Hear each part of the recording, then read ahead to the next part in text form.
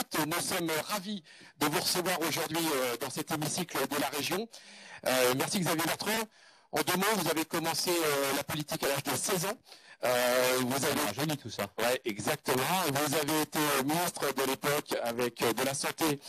J'ai plus mes notes. À l'époque avec Jacques Chirac. Vous avez été également ministre de la santé, également de l'emploi avec le gouvernement Sarkozy. Et puis depuis janvier 2016, vous êtes président de région.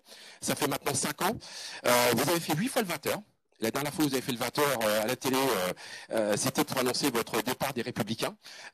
C'était un lundi soir. Merci Xavier Bertrand, c'est très impressionnant d'être reçu ici. Moi, j'ai la première question, Xavier, c'est qu'est-ce qui aujourd'hui vous a le plus marqué depuis 5 ans que vous êtes à la région?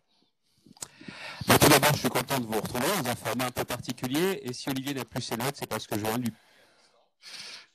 meilleur dans l'improvisation et que même si on va parler de choses sérieuses, on n'est pas forcément obligé de se prendre au sérieux juste avant. Je suis très heureux de vous retrouver. J'aurais préféré vous retrouver dans un autre format, le format traditionnel, où on peut aussi échanger.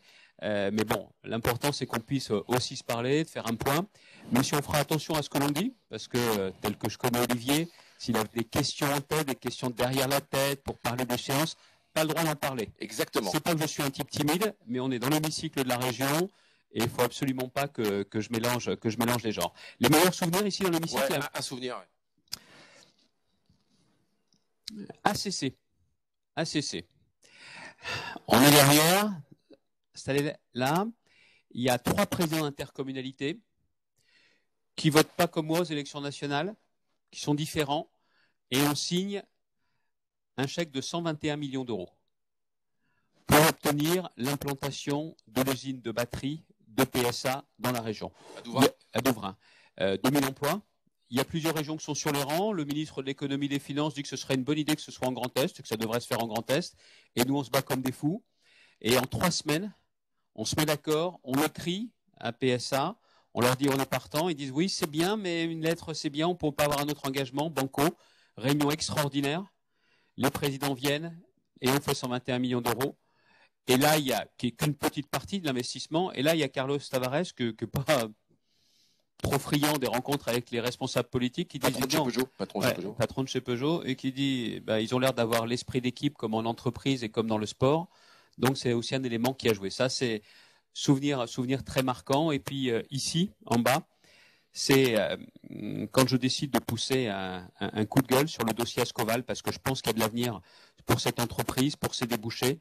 Et là, on est avec les syndicalistes.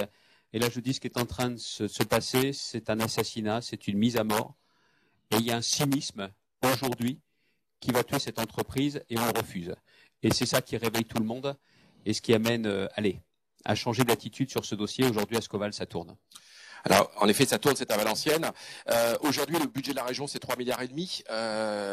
Est-ce que tu as un regret, Xavier, depuis 5 ans? Est-ce qu'il y a quelque chose que tu avais dit que tu ferais, que tu n'as pas fait?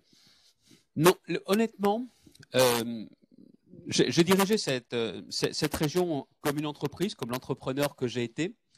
En faisant des économies de gestion, de fonctionnement, on pouvait en faire pour pouvoir lancer des politiques nouvelles et puis surtout mettre le paquet sur ce qui est la priorité, l'emploi. Les seules limites que j'ai eues, c'est ce que le budget n'a pas permis de faire, parce qu'on n'est pas les plus riches du monde, et puis en plus, une région n'a pas tant de moyens que ça, on n'est pas comme l'État, on ne peut pas voter un budget en déséquilibre, on ne peut pas s'endetter, sinon pour financer des dépenses d'investissement et pas de fonctionnement, et puis ce que la loi m'empêche de faire, ça a été mes seuls freins. Pour le reste, je trouve qu'on a eu beaucoup de liberté, il y a encore des résistances, il y a encore des lenteurs, il y a des choses que j'ai pu simplifier, pas encore assez. Mais autrement, on a exercé ce mandat avec mes colissiers dans un véritable esprit de liberté et puis aussi de partenariat. On a beaucoup discuté avec le monde économique. Ce n'est pas la première fois que je viens devant le Business Club parce que je pense que le politique doit sortir de sa tour d'ivoire. Et je vous l'ai dit, chef d'entreprise, j'ai un board, mes vice-présidents, 15 personnes, 8000 salariés, moins que quand on est arrivé. Mais on a 6 000 pour les lycées-collèges. Oui, 6 000 pour les lycées. Et puis aussi, d'autre part, c'est un peu comme si tout le monde était client chez nous, les gens qui vont bien, les gens qui vont pas bien. Mais cet esprit d'entreprise, c'est la logique des résultats. Et ça, je suis convaincu. En politique, si on n'a pas de résultats, il faut faire autre chose. Alors, ma question, c'est est-ce que tu as des regrets? Oui, j'ai un regret. Alors, je vais faire gaffe à ce que je dis pour pas polémiquer. Mais dans cet hémicycle, je n'ai pas toutes les forces politiques. Il n'y a qu'une force politique, c'est ainsi.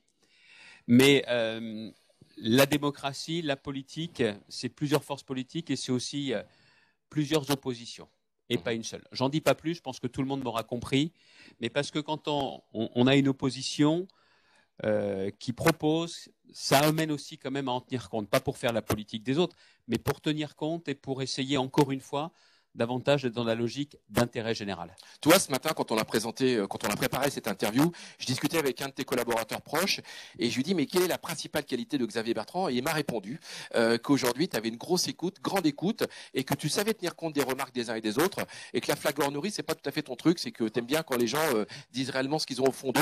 Et ça, c'est quand même une marque de fabrique, la jovialité, la convivialité, et puis également, on sent que tu aimes les gens. Il y a aussi une autre histoire à tout ça, c'est l'élection régionale. La fois dernière, parce que ce que j'ai vu dans le regard de ceux que je croisais, c'était l'indifférence, il n'y a rien de pire en politique, ou la défiance. C'est de dire, mais attendez, on ne parle pas avec vous, on ne vous écoute pas, pas intéressé par vos documents, on ne va pas venir à vos réunions. Je dis pourquoi? Mais je dis parce que vous êtes responsable de tout ce qu'on vit, des difficultés que l'on a. Je dis, oh, attendez, j'ai jamais été président de la République, jamais été Premier ministre. Non, non, mais vous avez été ministre, député.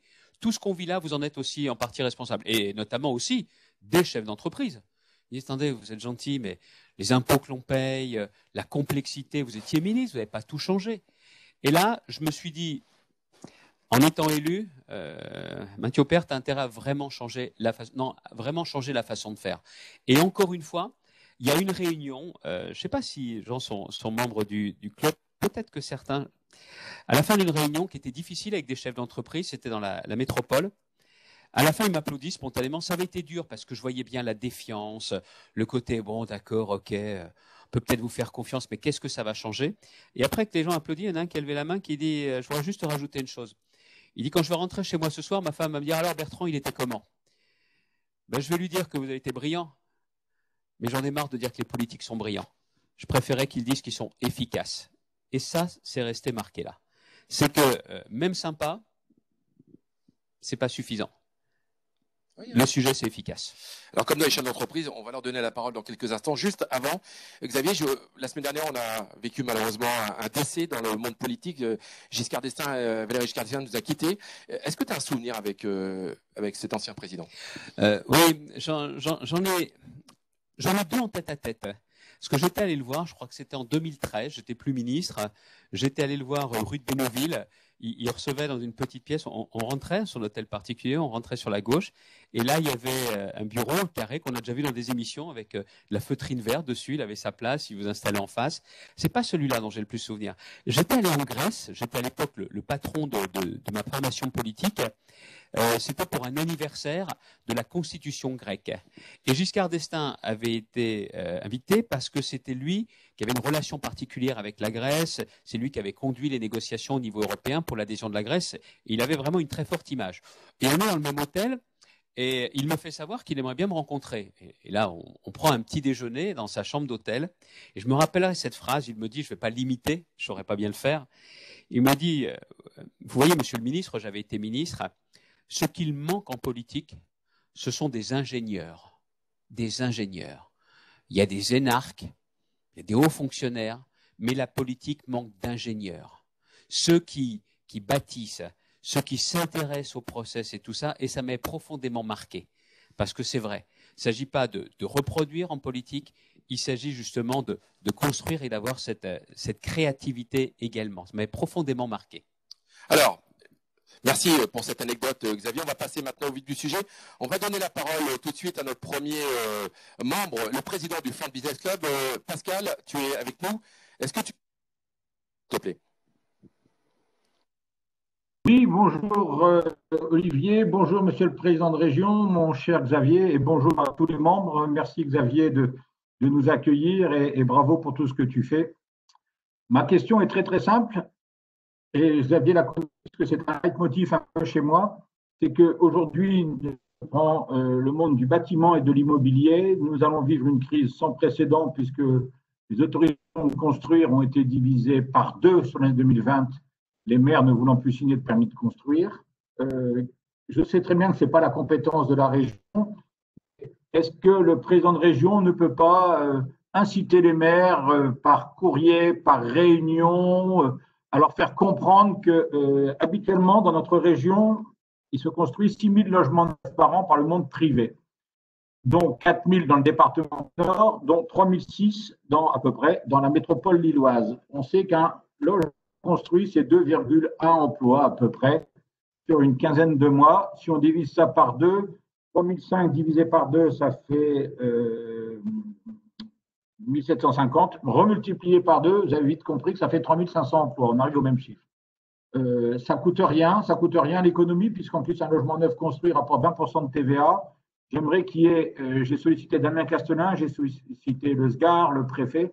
Et je suis content d'avoir la parole pour titiller notre président de région, dont je ne sais, je me répète, je sais très bien que ce n'est pas la compétence, mais il a un tel pouvoir d'influence dans cette région qu'il peut avoir un rôle important à jouer. Merci, Monsieur le Président. Merci, mon cher Xavier.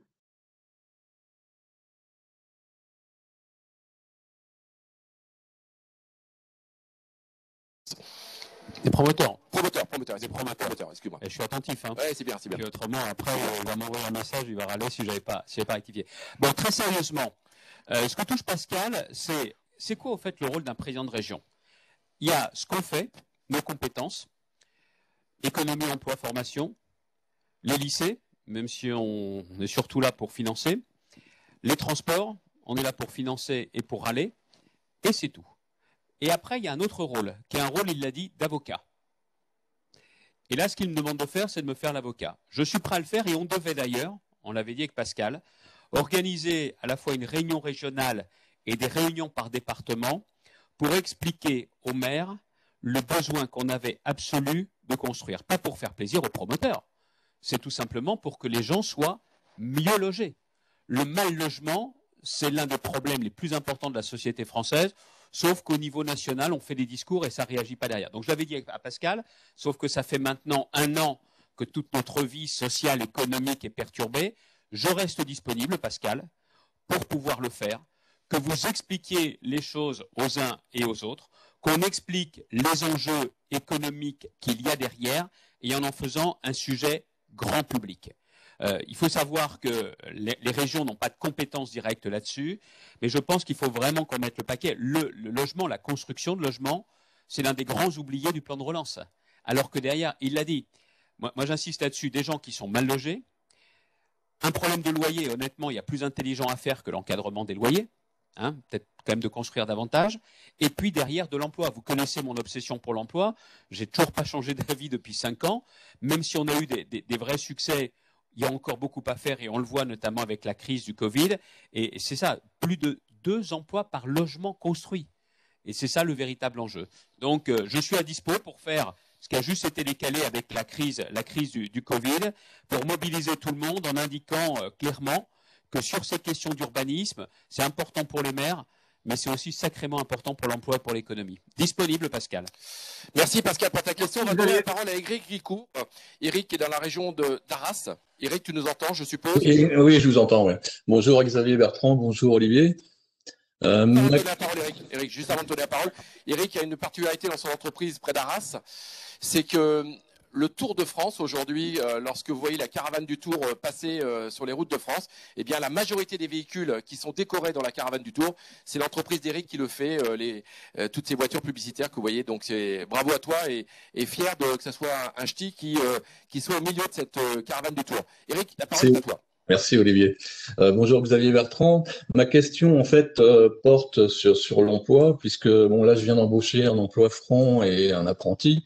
Alors par contre, moi je me demande pourquoi la région ne collecte pas toutes les aides pour les salariés et avoir un guichet unique que d'être obligé de passer par plusieurs organismes, de poser des questions à la Chambre des métiers, à l'URSSAF, à Pôle emploi ou à Tessie pour le retour des acceptations. Voilà ma question. Dans la gestion de la crise, c'est ce qu'on fait dans la gestion de la crise, c'est-à-dire très clairement qu'aujourd'hui, j'ai de l'écho, c'est normal, ça grésille? Le son là, les amis, si vous pouvez retirer le son derrière. Merci. Donc, dans la gestion de la crise, aujourd'hui, vous avez un problème, vous avez un projet sur tout ce qui est plan de soutien, plan de relance, un réflexe, le 03 59 75 01 00. 03 59 75 01 00. J'ai réussi à imposer cela. Alors, chambre de commerce, chambre des métiers étaient partants tout de suite. L'État, parce que c'est le préfet Lalande, est venu également dedans. Vous appelez. Derrière, on s'occupe, comme on dit en Picard, du back-office et vous avez votre réponse. Et dans les 2 jours, on vous a orienté et on vous suit derrière. Ça, j'ai réussi à le mettre en place pendant la crise. Eric, ça, je veux aussi qu'on le mette en place après la crise. Je serai le seul à décider, c'est plus facile. Mais encore une fois, cette logique de guichet unique pour toutes les politiques, politique économique, politique sociale dans d'autres domaines ou autres, les gens veulent de la simplicité. Je me souviens que j'étais entrepreneur. De toute façon, ce qui n'est pas simple, ça ne fonctionne pas. Donc, ce qu'on a réussi à faire dans des circonstances exceptionnelles, je veux aussi qu'on puisse le faire par temps ordinaire. Et ça, je pense que c'est l'un des grands enjeux des mois et des années qui viennent. Du simple, du simple, du simple. Et j'en reviens à l'efficacité dont je parlais tout à l'heure. Tout à fait. Merci Eric, j'espère qu'on a la réponse. Tu as la réponse à ta question, oui, mais c'est très pragmatique comme réponse. Merci Eric. On va donner la parole à un Valenciennois, Yves Riquet, qui est le patron de MSM Europeinture. Alors, la particularité de cette entreprise, c'est qu'il peigne des trains. Et la bonne nouvelle est tombée cette semaine avec Bombardier, qui a pris d'énormes commandes également sur des TER. Je ne sais pas si Yves, tu fais partie de ce beau projet. En tous les cas, je vais te donner la parole. Tu voulais poser une question à Xavier Bertrand. Oui, on fait partie de ces beaux projets et en effet, on a une belle activité là sur cette fin d'année et puis pour les années qui viennent. Donc, le transport ferroviaire se porte plutôt pas mal. Alors, je bascule sur la question que j'avais prévue et j'espère que Xavier Bertrand il n'y a pas répondu déjà tout à l'heure en parlant des ingénieurs et de son échange avec l'ancien président Valéry Giscard d'Estaing. Ma question est la suivante. J'ai repris donc une citation de Valéry Giscard d'Estaing dans la presse sortie il y a quelques jours, où il évoquait qu'il y avait 2 sortes d'hommes politiques, les conceptuels et les aventuriers. Alors lui-même se définissait comme un conceptuel et il disait que Jacques Chirac c'était un aventurier. Donc ma question est la suivante, vous, Monsieur Bertrand, êtes-vous plutôt un conceptuel ou plutôt un aventurier? Ou alors, est-ce que dans le monde d'après, il faut être un peu en même temps les deux? Je ne suis pas un fanatique du en même temps. Parce que je pense que il faut que je fasse gaffe. Non, attendez, pas d'allusion politique, donc je vais faire très gaffe. Bon, il faut aussi faire attention parce que vous avez des gens qui sont aventuriers pendant l'élection et qui après deviennent conceptuels dans l'exercice. Le problème qu'il y a en France, c'est qu'en politique, beaucoup sont passionnés par la conquête du pouvoir et ils n'ont pas compris que l'enjeu principal, c'était l'exercice. C'était ce que vous en faisiez. C'est comme si vous étiez passionné à l'idée de racheter une boîte et qu'après, ça ne vous intéresse plus. Ça, c'est des joueurs et je pense que ce n'est pas de ça dont on a besoin, ni dans l'entreprise, ni dans la politique. Alors, le côté conceptuel, aventurier, ce n'est pas ma tasse de thé. En revanche, je pense que la politique doit renouer avec un triptyque. Vision, résultat, exemplarité. Vision, résultat, exemplarité. Où est-ce que vous voulez emmener votre région et les gens? Où est-ce que vous voulez emmener le pays et les Français? Mais tout ça, c'est bien beau. Si vous n'avez pas de résultat, dégagez. Dégagez. Donc, quand on voit la situation du pays aujourd'hui, après des décennies, si c'était une entreprise qui était gérée comme ça fait bien longtemps que les dirigeants auraient été virés. C'est un peu ce qui s'est passé à différentes élections, mais ce serait plus marquant encore. Et la question derrière, c'est la question de l'exemplarité, c'est-à-dire de se comporter en essayant d'être à la hauteur d'une certaine éthique. Donc, c'est Eric? C'est Yves. Yves, pardon, Yves. Faut que je prenne mes gouttes, moi, ce matin, c'est ça que je vois que je ne dors pas beaucoup. C'est vision, résultat, exemplarité, et je pense que ce triptyque-là, il résume un peu mieux ce à quoi je crois. Et alors justement, je rebondis sur ce que tu viens de dire, Xavier. Hier soir, on a entendu que le président, Salomon de l'ARS avait des comptes à rendre par rapport à la gestion des masques. Est-ce que ça, dans le privé, une situation comme ça, on aurait pris d'autres mesures, d'autres sanctions? Tu as la réponse.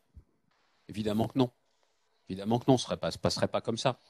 D'accord, mais donc ça veut dire qu'aujourd'hui, pourquoi il y a un tel décalage entre le monde public et le monde privé, quoi? Parce que je pense qu'il y a 2 choses. Il y a le risque sanitaire et c'est ajouté aussi le risque judiciaire. Et ça tétanise beaucoup de responsables. Sauf que quand on prend des responsabilités importantes, il faut assumer des risques importants. Voilà. Moi, j'étais ministre de la Santé par le passé. Je me suis toujours dit que des décisions que je prenais pouvaient avoir des implications. Mais si vous commencez encore une fois à trembler, à vous dire mais est-ce qu'on ne va pas venir chercher ma responsabilité dans quelques années? Il ne faut pas faire de politique. Il ne faut pas s'engager. Si on n'assume pas les responsabilités, il ne faut pas s'étonner non plus que les gens se détournent de la politique. Oui, c'est clair. Yves, j'espère qu'on a la réponse à ta question. Oui, je te remercie. Je vous remercie tous les deux. On donne la parole à Patricia Patrel. Patricia est avec nous depuis le début de l'histoire, qui est directrice régionale nord de Manpower. Patricia, l'entreprise Manpower est quasiment présente dans tous nos clubs. Donc, je te remercie, Patricia, pour ce que tu fais pour nous. Et je vais donner la parole à toi.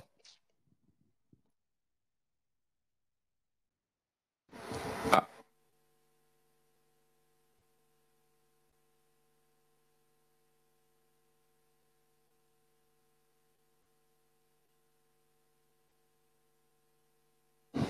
Bon, on verra juste après. On va passer à la question suivante. Alors, un petit jeune qui est dans la région de la Côte d'Opale, qui se trouve à Marquise et qui a un point commun avec toi. Qui, lui, est toujours assureur. Toi, tu as été assureur à l'époque. On a eu l'occasion d'échanger récemment avec Philippe Yax. Philippe, sois pas trop virulent avec Xavier Bertrand, il est en pleine forme, mais je pense que tu pourrais te prendre un boomerang. Donc, à toi la parole. Bonjour, messieurs. Alors, ma question, c'est lors de votre intervention sur BFM TV, vous avez fragilisé l'image des assureurs, alors que vous, plus que quiconque, vous connaissez le travail des agents généraux, étant ancien de la profession. Parce que bon, je vous laisse répondre. Allô? Allô, allô? C'est quoi ta question, Philippe? C'est quoi ta question? Ma question, c'est, vous connaissez le travail des assureurs sur le terrain et vous nous fragilisez en disant qu'on se cache. Donc, c'est un peu dommage, quoi. Voilà. Philippe, oui. Vous m'entendez là? Oui, je vous entends. Philippe, on t'entend? Tu nous entends? Moi, je vous entends. Très bien. Oui.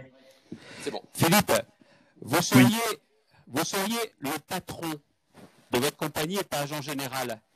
Oui. Vous avez fait davantage pour vous assurer ou pas? Alors, je vais vous dire, les chiffres de la FFA, en fait, on a un gros problème de communication au niveau des compagnies d'assurance, parce qu'ils ont quand même participé à 2,1 milliards d'aides extra-contractuelles, et en fait, on a que, enfin, on fait de nous en fait enfin, je sais plus comment dire ça en fait. En fait, on a un seul assureur, je veux dire, qui est peut-être pris en défaut, mais on en fait une généralité. Vous comprenez? C'est la question que je voulais poser. Vous auriez-vous été le patron de MMA au niveau national? Est-ce que vous auriez fait davantage pour vous assurer? Je ne parle pas à l'agent général, je lui demande s'il était patron de MMA. Bah écoutez, au niveau des MMA, je pense que franchement, on n'a pas à rougir du tout de ce qui a été fait. Et vraiment, je pense qu'il ne pouvait pas faire plus, honnêtement. Après, sur la communication, c'est vrai que ça n'a pas été terrible. Mais je pense qu'au niveau des MMA, il y a vraiment eu une grosse participation. Alors peut-être que on communique pas bien, mais on a vraiment été dans le. On a donné des aides sans contrepartie, puisque nous, le Covid était bien exclu de nos conditions générales. Alors je vais rentrer dans le détail. Allez-y. Je suis très proche de forains, des gens qui font les fêtes foraines. Et il y en a un qui me disait l'autre jour, tu vois, sur les assureurs, MMA, si je ne me trompe pas, vous avez fait 2 mois de ristourne sur les primes pour les forains parce qu'ils avaient des problèmes de déplacement, tout ça. Et il a un collègue qui fait la même fois, qui lui, une autre compagnie, lui a même balancé l'huissier parce qu'il avait du retard dans son paiement. Bon, moi, à titre personnel, je pense que 2 mois, c'est bien, mais vu les circonstances, on aurait pu faire davantage. Vous l'avez dit vous-même, problème de communication. Pourquoi j'ai râlé? Pourquoi j'ai râlé? Et qu'on ne fasse pas le truc, on met tout le monde dans le même sac. Je sais assez bien ce que c'est être agent général. Agent général, on représente sa compagnie auprès des clients. Courtier, on représente des clients auprès de compagnies éventuelles. OK. Mais je sais aussi faire la part des choses de qui décide. C'est Philippe, hein? Oui, Philippe. Philippe, il applique les consignes. Il dit on n'aurait pas pu faire plus. Moi, je pense que si. Pourquoi? Parce que la profession d'assureur, pardonnez-moi, ce n'est pas une profession comme les autres. Ce n'est pas un rôle économique seulement. C'est un rôle sociétal qui fait que quand vous avez un sinistre, un accident, l'assurance, c'est ce qui permet de ne pas disparaître et de ne pas dévisser. C'est ce qui permet de tenir, c'est ce qui permet de repartir et de rebondir. Et j'estime que dans une crise comme celle-ci, il était important que l'assurance soit davantage présente. Philippe, j'ai été aux premières loges. Quand dans le premier confinement, il a fallu savoir qui intervenait pour le fonds de solidarité. Moi-même, parce que je préviens toujours avant, et j'ai prévenu un certain nombre de dirigeants d'assurance de ce que j'allais dire, parce qu'ils ne bougeaient pas. Il a fallu leur tordre le bras aux dirigeants, leur tordre le bras pour qu'ils acceptent de financer première étape du Fonds de solidarité et ensuite une deuxième étape alors qu'on était en train notamment de solliciter les régions. Je sais de l'intérieur comment les choses se sont passées. Et je sais aussi qu'il y a une colère qui est en train de monter et que très clairement, quand vous me dites 2 milliards, ok, très bien. Alors on joue la transparence et l'opération vérité des prix. Ils sont passés où les 2 milliards et comment ils ont été faits. Et vous le savez pertinemment, c'est que les gens sur le terrain, vos clients, font très bien la part des choses entre l'agent général qui fait le lien et les décisions qui sont prises là-haut.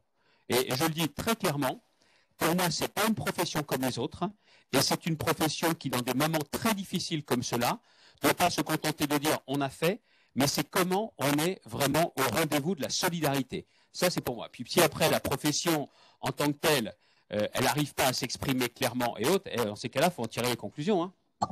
Oui. Ouais. Est-ce que Philippe, on a répondu à ta question ou je te sens un peu… Oui, mais encore une fois, je vous dis, je pense que nous, au niveau des MEMA, en fait, c'est une année de bénéfice qui est partie en extra contractuel. Donc, c'était vraiment du geste commercial sans contre. Et je sais que mes collègues d'AXA, Generali et autres ont été proches de leurs clients. Après, c'est vrai que c'est pas nous qui prenons les décisions au niveau de la compagnie, c'est clair. Mais bon, vous voyez, quand vous parlez des assureurs qui se cachent, on en fait, enfin, on le prend pour nous aussi. Vous voyez, on sait bien que c'est pas forcément, nous est pas forcément destiné, mais ça nous fait du mal, quoi. Vous voyez. Quand on dit que les politiques sont tous de nul ou de pourris, hein. Alors, merci Philippe. Non, mais c'est pas ce qu'on dit Philippe, mais c'est aussi ce qu'on entend. Oui, bien sûr. Et la seule chose qui compte, c'est de faire le mieux possible de son devoir. Lui, il fait. Après, il y a des compagnies qui ont fait plus que d'autres, mais le problème qui se pose, c'est que quand on est avec une crise comme celle-ci, qui peut faire dévisser tout le monde, je pense qu'il faut faire plus que la solidarité même extra-contractuelle. J'en suis intimement convaincu. Alors justement, merci Philippe de ta question, mais je t'entendais parler de milliards. On a l'impression depuis ce démarrage du Covid, depuis malheureusement cette pandémie, l'unité de valeur en France, c'est plus l'euro, c'est plus la centaine d'euros, le millier d'euros, c'est les milliards d'euros. Ça tombe, et aujourd'hui, on n'a plus de notion, j'ai l'impression. Est-ce que vous arrivez à maîtriser vos budgets et vos dépenses aujourd'hui? Oui, mais attention, il y a deux choses. Là où tu as raison, c'est qu'on entend valser des milliards, mais il y a des chefs d'entreprise qui disent « Attendez, moi, 100 milliards, c'est bien. Moi, j'ai besoin de 1000 euros pour m'en sortir, ou j'ai besoin d'une avance qui peut être pour certains de quelques millions, notamment un PGE de quelques millions, d'autres de quelques dizaines de milliers d'euros. » Le problème, ce n'est pas les milliards qui volent, c'est quels sont les moyens dont on a besoin et qui atterrissent. C'est le problème aussi de la politique. Il ne faut pas être dans les grands discours, il ne faut pas être dans les grandes sommes. Il faut être très clairement au rendez-vous du concret. La deuxième chose, c'est qu'il n'y a pas d'argent magique. Il n'y a pas d'argent magique et que tout cet argent-là, d'une façon ou d'une autre, en isolant la dette ou pas, il faudra à un moment donné qu'on la rembourse. Parce que si demain, on ne nous faisait plus confiance, alors là, c'est terminé. C'est terminé. Donc il y a la Banque Centrale Européenne, entre parenthèses, heureusement qu'il y a l'Europe derrière nous, heureusement qu'il y a la Banque Centrale qui, d'une certaine façon, nous refinance, nous garantit, mais on ne fera pas l'économie de dire comment on remboursera cette somme, même si ce n'est pas en 3 ans, même si ce n'est pas en 5 ans, ou alors ça veut dire que ceux qui seront comptables à notre place, c'est nos enfants. Pas question. Ou nos petits-enfants. Pas question. Ok, merci Xavier pour cette précision. On va redonner la parole parce que je crois que Patricia a un problème de connexion. On va donner la parole si on peut se remettre sur le slide de Manpower. Et ça va être Aurélien Dobové, responsable grand compte de chez Manpower, qui va poser la question pour le compte de Patricia.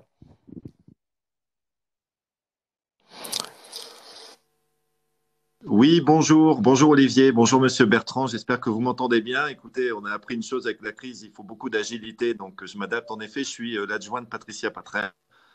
Et donc, on avait une question pour vous, Monsieur le Président. Je pense qu'on partage le fait que l'alternance est une voie d'excellence pour nos jeunes. Alors, quel regard et quel bilan vous tirez du plan alternance sur la région Hauts-de-France? Tout d'abord, merci aux chefs d'entreprise, hein, parce que ce n'est pas la victoire du gouvernement ou de la région. Hein. Vous savez, je le dis souvent, ce sont les entrepreneurs qui créent de l'emploi, pas les politiques. C'est le succès sur l'alternance. Et là, c'est parce que, malgré la conjoncture, les chefs d'entreprise ont fait. Donc, il y a eu des aides qui ont été importantes. Je pense qu'elles ont joué pour qu'il n'y ait pas d'attentisme, et ça a été au rendez-vous. On a aussi des jeunes qui sont tournés vers ces métiers-là. Je pense qu'il y a un gros travail qui est fait dans la région, hein, pas seulement par la région depuis des années. tout ce que l'on a fait sur l'apprentissage, l'orientation, le fait que nous, on n'a plus la compétence apprentissage, mais on a décidé de continuer à financer les aides directes aux apprentis pour qu'il n'y ait pas le frein, que ce soit sur les déplacements, sur un certain nombre de frais d'accompagnement. On n'est plus compétent, mais on a maintenu les financements. Comme aussi, si dans la région, il y a un problème entre un apprenti et son maître d'apprentissage, même en dehors de la période d'essai, on est prêt à reprendre l'apprenti, ce qui permet aussi d'éviter, dans certains cas, d'aller au prud'homme. Tout ça, on l'a maintenu, mais la vérité, c'est que ça montre aussi une chose, c'est que plutôt que de toucher la rémunération des jeunes, il ne faut pas, parce que c'est déjà difficile de s'en sortir pour eux. Quand on décide de faire une véritable aide et que le chef d'entreprise se dit qu'il y a le carnet de commande qui est le premier patron, mais que si derrière, recruter un jeune, on a la visibilité pour le faire, banco. Et ça, ce frein-là, il faut bien comprendre qu'il faut continuer à le desserrer, même en dehors de la crise, même en dehors. Ben moi, j'ai un bon exemple par rapport à ce que tu viens de dire. Toi, notre entreprise Business O2 qui gère les business clubs, eh bien, on existe depuis maintenant 5 ans. Et j'ai pris en alternance dans l'entreprise quelqu'un qui est là en face de toi, qui s'appelle Victoire Benoît, et qui est en alternance. Et ben, j'ai officiellement lundi matin, j'ai pris l'engagement de l'embaucher à partir du mois de juillet. Voilà. Et c'est exactement ce que tu veux dire. Voilà. Et on est très fiers de ça et de cette compétence qui nous arrive. Mais si je ne me trompe pas, c'est le fait aussi qu'avec les aides, elles ne seront pas durables, mais ça permet de se dire, allez, on franchit le pas quand même. Exactement. Exactement. Et c'est pour ça que, je l'avais dit à la fois sur l'apprentissage, l'alternance, mais aussi sur l'emploi des jeunes, à un moment donné de dire aux chefs d'entreprise, on vous enlève cette part de la charge budgétaire, et donc derrière, ça vous donne l'occasion, vous, de vous projeter. C'est ça. Et encore une fois, ce qu'on demande aux politiques, ce n'est pas de vivre la vie d'entrepreneur pour ceux qui ne l'ont jamais été, mais c'est de la comprendre. Et c'est de se mettre à la place. Et la vraie difficulté en politique, c'est que parfois, quand les décisions sont pas suffisamment bonnes, c'est parce qu'on ne s'est pas mis à la place. Moi, ce qui m'impressionne toujours chez les politiques, comment, Xavier Bertrand, tu arrives à toujours savoir, on parle de n'importe quel sujet, on a l'impression que tu maîtrises tous les sujets. On dit toujours qu'un bon boulanger fait jamais un bon pâtissier, et un bon pâtissier fait jamais un bon boulanger. J'ai l'impression qu'en politique, vous connaissez tout. Non. La politique, c'est un boulot de généraliste, pas de spécialiste. Et après, en fonction des dossiers sur lesquels vous devez travailler, vous pouvez avoir vos canaux officiels, et puis il faut avoir des cordes de rappel. Dans les personnes qui viennent de s'exprimer, là, depuis tout à l'heure, j'en ai au moins 2 qui régulièrement communiquent avec moi, ou parfois, quand j'ai besoin de savoir, je leur demande à eux. On a des représentants professionnels. Moi, je travaille très bien avec les organisations professionnelles d'employeurs, de salariés. Et puis après, j'ai des copains en qui j'ai une absolue confiance. Je n'épouse pas forcément toutes leurs idées, mais je tiens compte de leurs idées. Et le vrai sujet, c'est est-ce que vous avez avec votre téléphone, est-ce que vous avez en donnant le mail, des cordes de rappel qui font que très clairement, vous gardez le sens du contact et du réel. Et puis après, il faut aimer l'entreprise et puis il faut aussi être curieux. Mais est-ce qu'il y a des sujets que tu maîtrises moins bien? Bien sûr. Lesquels? Bien sûr. Faire à manger, par exemple, les ingrédients et tout ça. Je sais manger, ça se voit à mon physique. Non, mais très sérieusement, il y a plein de dossiers sur lesquels je ne suis pas forcément le champion du monde. Mais l'important, c'est d'avoir cette vision de généraliste et après d'accepter de dire, attendez, excusez-moi, je n'ai pas réponse à tout. Et plutôt que de faire un numéro de claquette avec des phrases qui ne veulent rien dire, de savoir effectivement le reconnaître. Tu me demanderais de t'expliquer les principes de la fission nucléaire. Non, là, je dois dire que sans aller sur Wikipédia, j'aurais besoin de travailler un peu. Alors justement, on va donner la parole à quelqu'un qui a un vrai savoir-faire, qui se trouve du côté du Cateau, près de Cambrai. C'est David Blangis, qui est le dirigeant du groupe CDE Blangis, une entreprise qui fait des visseries, des boulonneries, qui distribue également ce type de produits dans toute la grande distribution spécialisée. David, la parole est à toi.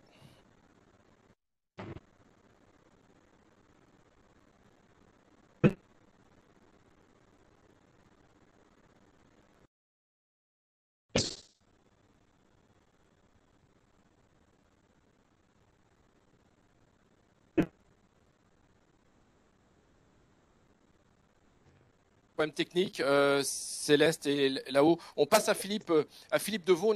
On revient vers toi, David, c'est promis. On vient vers toi, on n'arrive pas, on t'entend pas. On t'entend pas. Philippe, la parole est à toi. Philippe Devaux, directeur de développement chez Ramery. Philippe, est-ce que tu nous entends?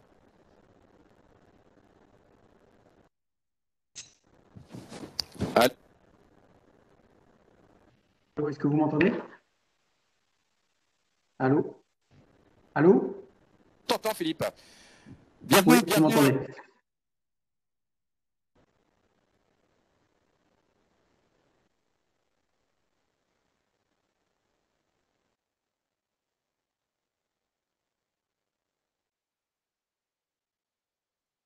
mieux? Est-ce qu'on peut Oui, revenir en arrière?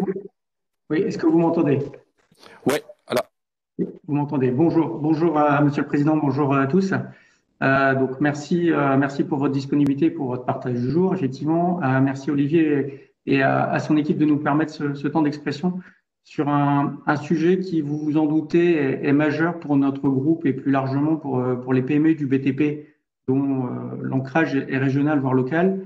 Il s'agit bien sûr du projet considéré comme le projet du siècle, l'autoroute fluviale, comme vous l'avez vous-même rebaptisé.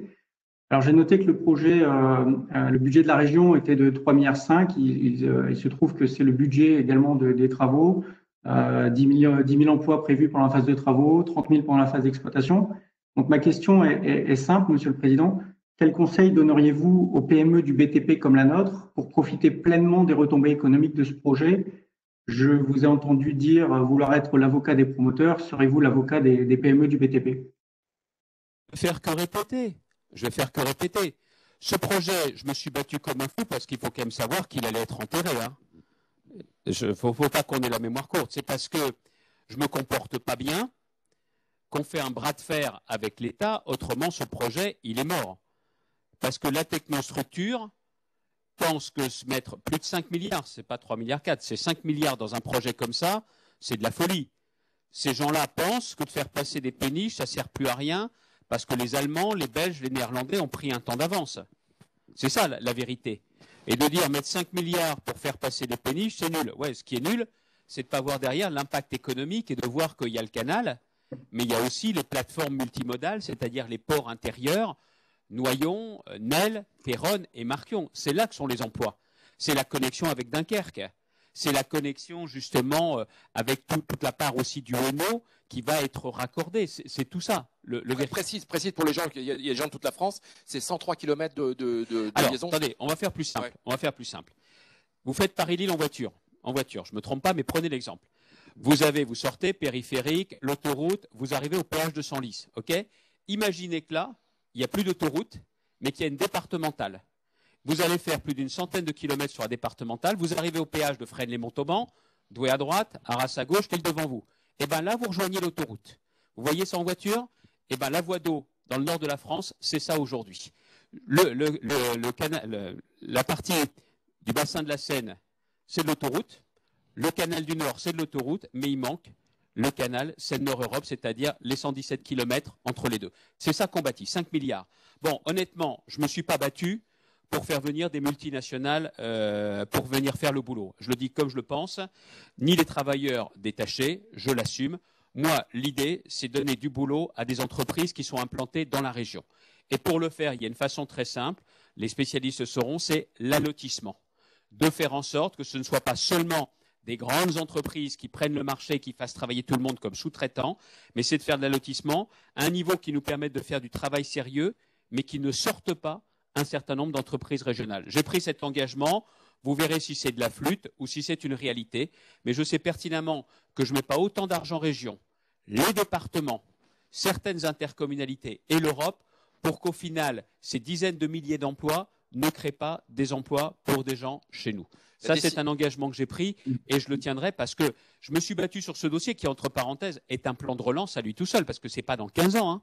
Les travaux vont commencer là, dans l'année qui vient. C'est plus l'Arlésienne. Je sais que les gens se disent, ouais, bah, tant qu'il n'y aura pas eu le premier coup de pelleteuse, ça peut changer. Non, c'est engagé, on a engagé des frais. Le premier secteur est déjà clairement engagé avec les tracés, les expropriations ont eu lieu, mais je sais que pour les gens, tant qu'on n'aura pas commencé à creuser, tant qu'il n'y aura pas les péniches, depuis le temps qu'on leur en parle, mais je vous assure que ce projet, il se fait dans la région, donc ce n'est pas l'Arlésienne. Combien de temps la durée du projet? On est sur 6-7 ans pour mettre en outre, mais c'est un truc gigantesque, c'est pour ça qu'il y a du boulot derrière, mais encore une fois, ce qui m'intéresse, c'est pas de faire une autoroute sans échangeurs, sans zone d'activité. Les zones d'activité m'intéressent même plus que l'autoroute en elle-même. Pour info, on devait recevoir Jérôme Dezobry au mois de novembre, qui devait venir nous raconter un peu ce projet, qui est quand même très impressionnant, et il devait nous parler du financement. Il y a 5 projets et l'emploi. Il y a 5 projets comme ça en Europe, et il en fait partie de ces 5 gros projets européens. Et entre parenthèses, on n'aurait pas eu l'Europe, on ne finançait pas. Parce que l'Europe, ils ont été beaucoup plus moteurs et confiants que l'État. Vous savez, on dit l'Europe, mais il n'y a pas l'Europe, le projet ne se fait pas. Le décideur là-dessus, c'est le président de la République ou qui décide? Plus maintenant. Qui décide? Plus maintenant. On a pris les clés et le volant. Et c'est pour ça que ça va se faire. Et toi, tu as les clés? Oui. Et celui qui fait tourner le moteur et tout ça, c'est Jérôme Desaubry. Moi, je suis le président du conseil de surveillance. Je pilote avec les présidents notamment de 4 départements qui sont financeurs. Et c'est Jérôme Desaubry qui lui, est à la manœuvre tous les jours. Mais je peux vous garantir qu'on suit ça de très près. Super. Merci pour tes réponses, Xavier. On va revenir sur peut-être David. David, est-ce que tu nous entends? Je vous entends.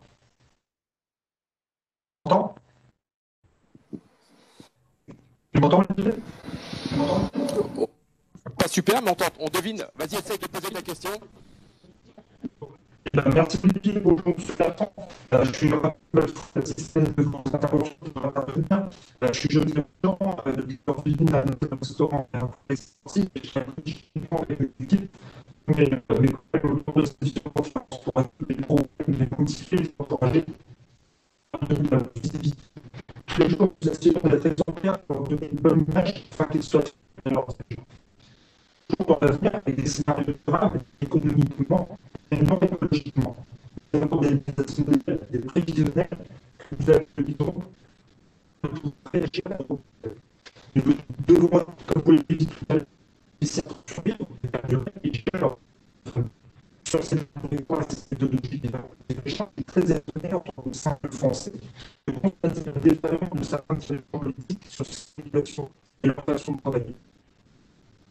Si je suis sûr de constater des dysfonctionnements graves de communication, de dialogue, de visualisation, de contrôle et de transparence.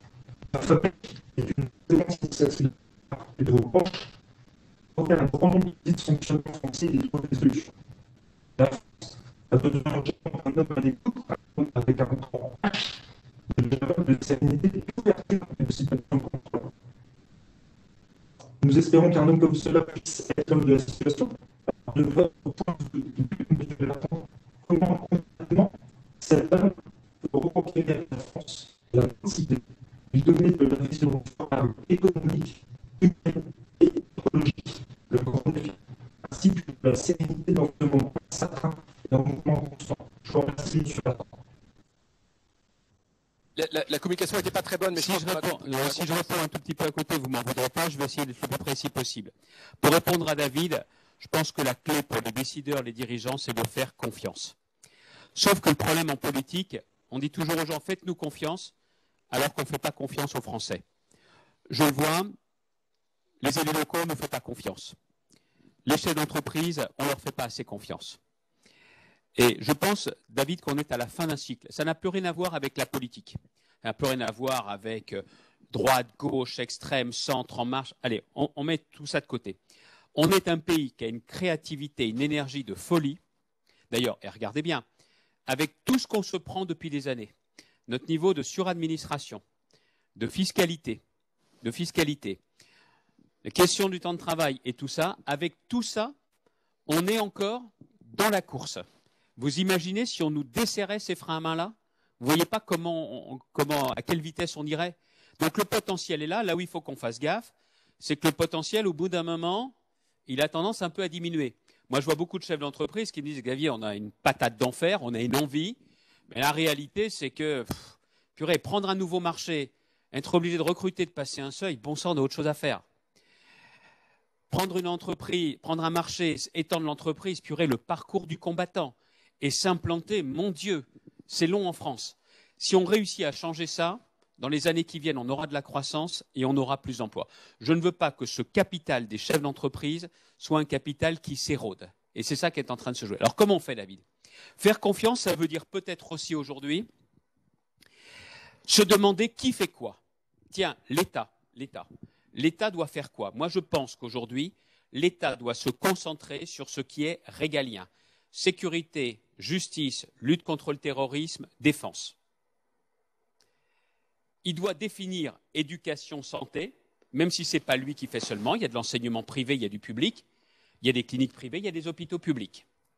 Et puis, l'État doit établir un nouveau dialogue, écrire un nouveau contrat avec le monde de l'entreprise et des entrepreneurs, parce que ce sont eux qui créent de la richesse et de l'emploi.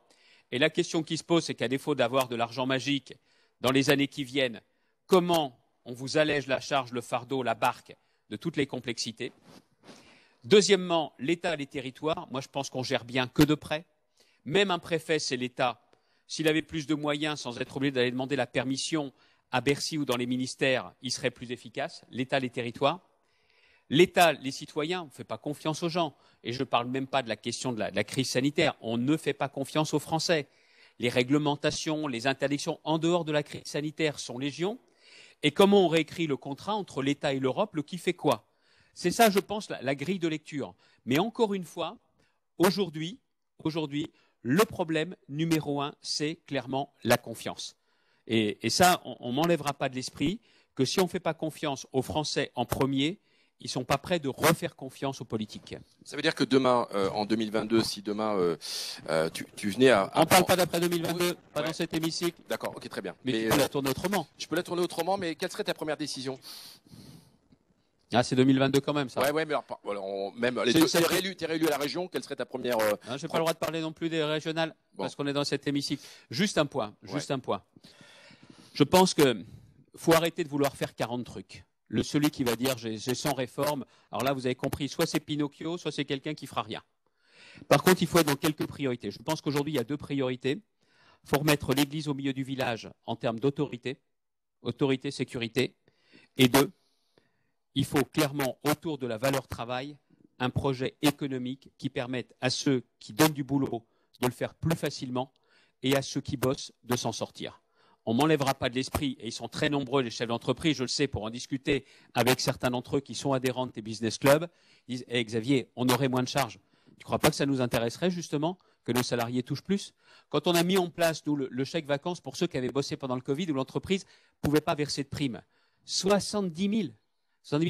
Quand je propose au président de la République la fameuse prime de 1 000 € pour trouver une solution, mais de dire attention, ces 1 000 € qui partent de chez le patron, c'est 1 000 € qui arrivent dans la poche du salarié. C'est-à-dire que l'URSSAF et le fisc ne se servent pas au passage. Pourquoi ça marche? Parce que c'est simple. Et beaucoup sont à me dire, Xavier, le problème, ce n'est pas les salaires, c'est les salaires et les charges. Mais il n'y a pas un chef d'entreprise qui, s'il en avait la possibilité, n'augmenterait pas le revenu de ses salariés. Donc tu vois, il y a sécurité, autorité, et il y a autour du travail la dimension économique. C'est vraiment très, très important parce que derrière, si tu crées des richesses, tu peux aussi les partager. Bien sûr. Tu peux aussi les partager. Et il ne s'agit pas de dire on continue à assister. Non, ce n'est pas ça du tout. Le véritable enjeu, c'est de savoir ceux qui ne peuvent vraiment pas, le handicap, l'état de santé, l'âge, comment on fait aussi pour faire autre chose que survivre. C'est ça qui est important. Merci Xavier pour ces précisions. On va donner la parole alors à l'entreprise CMD. Frédéric Bollot, malheureusement, a un petit souci personnel, familial, et je crois que c'est Émilie Gergeau qui doit prendre la parole. Émilie, à toi la parole. Oui, merci. Bonjour, Monsieur le Président de Région. Bonjour à toutes et à tous. Effectivement, CMD est le leader français sur le marché de la transmission de puissance mécanique. Donc, juste pour contextualiser, on conçoit et fabrique des engrenages et des réducteurs destinés à équiper des cimenteries, des mines, des sucreries partout dans le monde. Donc, on est des fiers représentants de l'industrie française. Donc, au vu de notre structure de 400 salariés, on conjugue l'expertise technologique et réactivité, agilité d'une PME. Donc, c'est pourquoi nous sommes à l'affût des secteurs en devenir, des nouvelles tendances industrielles, des nouveaux procédés. Donc, la question de notre directeur tournait autour justement de ces nouvelles filières industrielles qui émergent dans l'énergie verte, telles que le stockage de CO2 ou la future production d'hydrogène vert, pour ne prendre que ces 2 exemples. Donc, la question est la suivante. Comment faire en sorte que les ETI ou PME régionales telles que CMD deviennent des fournisseurs de rang 2 ou 3 des grands groupes industriels qui seront les donneurs d'ordre? En effet, il serait catastrophique que les achats soient passés à l'étranger ou pire, en pays low cost, car ces nouveaux développements sont une occasion formidable de redonner de l'activité industrielle en France. Il nous paraît primordial que cela ne s'arrête pas à la vitrine des grands groupes industriels qui vont prendre en charge ces futurs grands chantiers. Merci pour votre réponse et vos actions en ce sens. Émilie touche du doigt une chose. Moi, je ne veux pas freiner les grands. Mais si on ne donne pas un véritable soutien, pardonnez-moi de le dire comme ça, aux petits et aux moyens, on va perdre en vitalité économique. Entendons-nous bien, c'est comme sur l'aménagement du territoire. Je ne veux pas freiner Lille et Amiens, mais si les villes moyennes, les centres-bourgs, on les laisse mourir, ça ne va pas bien se passer. Si on n'aide pas les petits et les moyens, c'est-à-dire les entreprises TPE, PME, à devenir des ETI, je pense que dans les années qui viennent, on passera à côté du développement économique. Et là, ça pose la question, justement, c'est de s'assurer notamment sur un plan de relance. Oui, on a des donneurs d'ordre sur l'aéronautique, mais purée, si on ne pense pas aux sous-traitants, on est passé à côté de quelque chose. Et c'est ça tout l'enjeu. Et je pense que la bonne formule dans les années qui viennent, j'ai beaucoup regardé ce qui se passait dans certains pays, notamment les États-Unis, ils ont des formes d'appel à projet. Et à partir de ce moment-là, ceux qui répondent doivent tenir compte de la logique de sous-traitance. Et je crois, mais alors vraiment profondément à ça. Ça nous permet aussi, nous, dans les appels d'offres qui sont les nôtres, de pouvoir jouer la carte de l'emploi local, parce que la carte de l'emploi local, c'est souvent de la sous-traitance. Et puis, Émilie, on a aussi un sujet pour tout ça, c'est REV 3. REV 3 qui est porté aujourd'hui par Philippe Vasseur. Ça nous permet surtout qu'en plus, on a décidé qu'au-delà des grands discours, il fallait mettre du cash sur la table. Le fait, nous, de pouvoir mobiliser maintenant plus d'1 demi-milliard d'euros parce que la région met davantage, ça va nous permettre aussi de faire des appels à projets et de pouvoir financer une partie du projet. Mais l'idée, c'est la suivante. Parce que vous voyez, sur l'aéronautique, tout le monde a intérêt à ce qu'Air France ne se casse pas la figure, que Aéroport de Paris ne se casse pas la figure, qu'Airbus ne se casse pas la figure. Mais si ils tiennent et que derrière, on n'a pas toute la supply chain, on n'aura pas gagné au change. Et donc, c'est vrai que sur tous les appels à projets, surtout innovants, dans le domaine de l'énergie, stockage du carbone, c'est la logique de l'appel à projet, parce que ça permet dans ces cas-là d'aller beaucoup plus vite que « tiens, j'ai un projet, je vais aller les voir, est-ce que je vais avoir une subvention ? Ça va être quoi le parcours du combattant pour se faire valider son projet et se faire financer ?» Je pense qu'il faut inverser les choses et avec des process hyper simplifiés. Merci Émilie pour ta question. On va donner la parole à un jeune membre du club du Flandre, c'est Julien Mathieu. Julien, la parole est à toi. Bonjour à tous, vous m'entendez bien?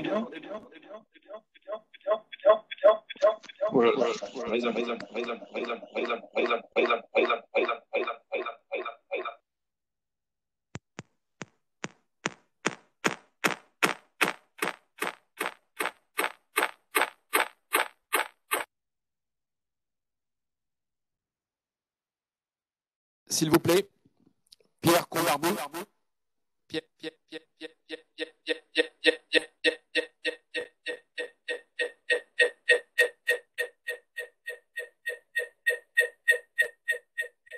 Si on pouvait juste couper les enceintes derrière parce que c'est désagréable. Julien voulait poser une question parce que malheureusement on ne l'entend pas. Oui, vous m'entendez? L'appui politique et financier dans le développement, comment aujourd'hui tu vois les choses pour aider les entreprises dans le développement? Vous m'entendez? À tout. Moi, s'il y a un projet qui crée de l'emploi, je regarde. Je regarde très clairement. C'est ce qui nous a permis aussi, j'ai parlé de très grands projets, c'est ce qui nous a permis aussi de financer des projets qui sont passés un peu en dessous de l'écran médiatique. Il faut savoir, bon, je pense être assez accessible. Chacun connaît l'adresse à laquelle on peut me toucher, xavier.bertrand@hautefrance.fr, pas celle de mon assistante. Donc ça nous permet que des fois il y a des problèmes, souvent il y a des projets, de pouvoir avoir accès. Il y a aussi le contact avec les services d'action économique. Un projet crée de l'emploi, il m'intéresse. Et honnêtement, on se mettra en quatre. Il y a beaucoup de projets qu'on a réussi à avoir par rapport à d'autres régions parce que je suis mort de faim en termes d'emploi. Vous êtes parfois, vous, mort de faim pour avoir un nouveau contrat, pour pouvoir avoir de nouveaux clients. Moi, je suis mort de faim pour tout ce qui concerne l'emploi. Donc, ça crée de l'emploi, de l'activité. Je regarde, que ce soit nos politiques de formation, que ce soit des politiques d'aide à l'investissement. Très franchement, on essaiera à chaque fois de faire le maximum. Et je ne suis pas prêt d'être rassasié en termes d'emploi parce que nous étions la région de France qui voyait son chômage le plus baisser avant la crise Covid. Je veux qu'on fasse en sorte de tenir le mieux possible et de rebondir surtout le plus rapidement possible. Oui, en effet, les Hauts-de-France sont la 4e région française. On va donner la parole à Pierre. Vous m'entendez? La 3e, monsieur le président. Non, je crois que c'est 4e. J'ai vu un... Non, 3e? Ce qui me semble que j'ai vu... Non, 3e. Bon, très bien. Sur le podium. Allô? Bon, toujours. Très bien. Allô? Il me semble que j'ai vu ça sur le net hier soir. Pierre Combarbou. Il ne faut pas croire tout ce qui est sur le net.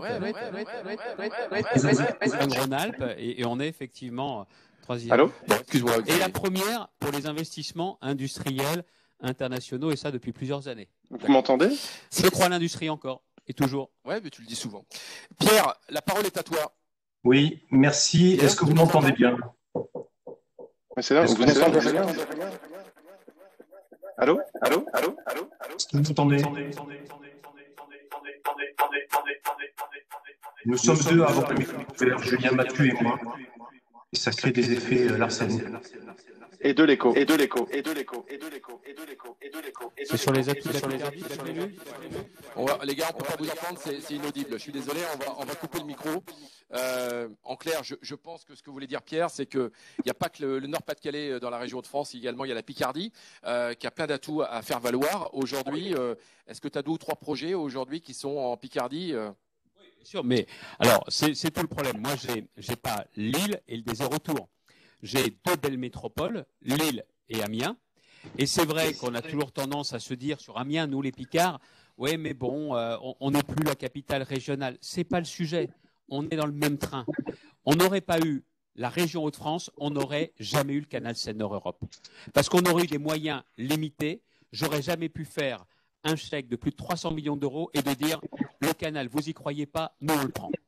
La RN2 notamment, qui est importante, tiens, pour le business, c'est vrai, pour le secteur des travaux publics, c'était un projet qui allait en partie dans l'Aisne et qui ensuite redémarrait dans le Nord, comme s'il y avait un mur de Berlin entre le Nord et l'Aisne. On ne serait pas la même région, jamais ça voyait le jour, jamais. Et puis il y a des dossiers économiques, on n'aurait jamais eu les moyens de faire ce qu'on a fait pour avoir de vraies implantations. Donc derrière ça, si on n'a pas la grande région, ça ne marche pas. Et la Picardie a des atouts. Vous savez pourquoi? On a du terrain. On a du terrain. Il y a des activités, notamment la métropole européenne de Lille, elle est plutôt sur une turbine tertiaire. OK. Ben, il y a du terrain en Picardie.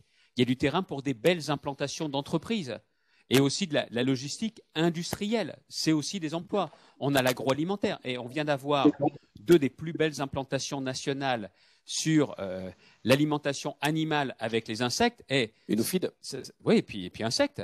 Oui. Ça ne s'est pas installé. Alors, on était en compétition avec d'autres régions. Je ne le cache pas. On a fait ce qu'il fallait, pas seulement en termes d'aide, mais aussi en termes de formalités administratives hyper simplifiées pour les avoir. Encore une fois, toute la presse nationale économique s'en est fait l'écho. C'est chez nous et nulle part ailleurs. Et puis, on a aussi une main-d'œuvre, une qualité de main-d'œuvre. On a des outils de formation et on peut vraiment montrer que le développement, il ne se fait pas seulement sur la métropole, pas seulement sur Dunkerque, sur le Hainaut, pas seulement sur Arras, sur Douai ou sur d'autres territoires, mais c'est des vraies clés de développement se trouvent en Picardie. 2, 3 autres projets en Picardie sans peut-être. Vieux réflexe d'assureur, tant que c'est pas signé, payé, on dit rien. Oui, on est effectivement aujourd'hui sur d'autres dossiers, sur des dossiers à quelques centaines d'emplois, mais encore une fois, je suis toujours très prudent là-dessus. C'est pas signé, payé, on disait qu'un contrat d'assurance n'était pas fait. C'est un peu la même chose justement en matière économique parce que je fais très attention aux effets d'annonce. Là, dernièrement, on a eu un projet qui va se faire dans la région, pas forcément en Picardie. On est en concurrence avec le groupe au Portugal. On a mis un peu moins, mais on a vraiment fait en sorte que les formalités soient très simplifiées. Non, même dans cette crise sans précédent que l'on connaît, on continue à avoir des projets d'implantation, des implantations qui se réalisent. Et au-delà de ce qui va se passer avec le Brexit, je vous en fiche mon billet, je vous donne rendez-vous. Ceux qui, au Royaume-Uni, voudront bosser avec l'Europe en Europe, l'Europe la plus proche, c'est les Hauts-de-France. Alors justement, parce que tu dis, tu vas pas dévoiler tant que c'est pas signé, moi je peux dire que c'est signé depuis hier soir. On va ouvrir un prochain business club à Saint-Quentin, dans ta belle ville de Saint-Quentin. Et le président, c'est Laurent Proy, du groupe Arcal, qui va prendre la présidence, avec Vincent Degallet qui va l'animer. Ça également fait partie de notre développement. On ouvre à Marseille, on ouvre à Brest avec Benjamin, et on ouvre également à Toulouse dans les semaines à venir, si le confinement nous l'autorise. Voilà. On a passé un bon moment. Je sais pas, la conclusion pour toi, Xavier, ça fait 1 heure qu'on échange. J'aime toujours vous rencontrer parce que même si là, il est 12 heures et on va aller déjeuner chacun de son côté, c'est pas pareil. Ce que j'adore, c'est aussi ces moments de convivialité, de découverte. Le curieux que je suis, quand on a des repas business club, c'est aussi d'écouter les autres. Je te remercie de continuer, même si c'est en visio, même si c'est pas les mêmes conditions, parce que je crois que c'est hyper important de maintenir le lien. C'est l'essence même des business clubs. Et ça, je crois que c'est très, très important. Et tu vois, la façon dont les questions sont posées, ça me permet aussi de voir quels sont les points sur lesquels il faut qu'on réponde davantage présent. Si on ne cherche pas en permanence à s'améliorer, surtout avec les crises qu'on traverse, c'est qu'on n'a rien compris. Le confort est interdit pour les dirigeants, pour les responsables, dirigeants d'entreprise, dirigeants politiques. Et ça, c'est aussi une belle leçon. Je l'ai dit tout à l'heure, si on compare la politique à une entreprise, c'est donc une entreprise où tout le monde est client. Les gens qui vont bien, les gens qui vont pas bien. Mais cette logique des résultats, elle doit s'imposer à tous. En tous les cas, nous, on te remercie avec le président Jean-Marie Sagnier à Valenciennes. On te remercie avec Jean-Luc Mention également, qui est le président d'Amiens. Annick Berrier à Dunkerque, Pascal Boulanger donc à Lille et Didier Boutmy à Arras. Voilà, on te remercie vivement. Et à très bientôt, Xavier, et passe de bonnes fêtes en famille, j'espère. Merci, prenez soin de vous. Merci, au revoir. Il y avait de l'écho ? Beaucoup d'écho.